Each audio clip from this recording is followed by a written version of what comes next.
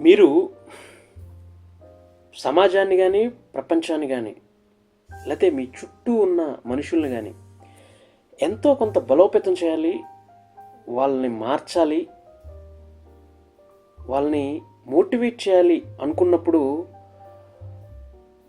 మీలో కలిగే ఆవేశాన్ని, మీలో కలిగే ఆలోచనల్ని ఎలా వ్యక్తపరచాలో చెప్పేదే రచనా శైలి.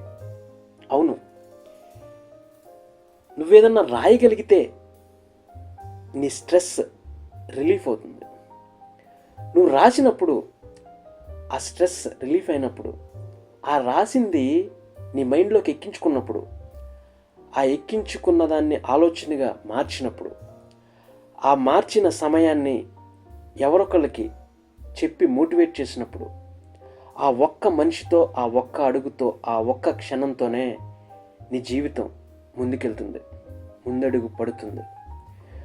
సో ఆవేశంలో మార్చాలి అనుకునే కంటే ఆచరణలో పెట్టిన ఆలోచనని ఒక పెన్నుతో ఒక పేపర్ మీద రాసి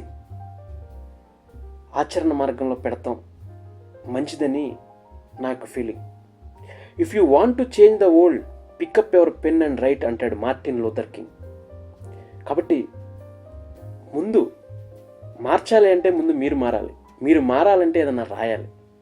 రాయగలిగే శక్తిని పెంపొందించుకుందాం. Thank you.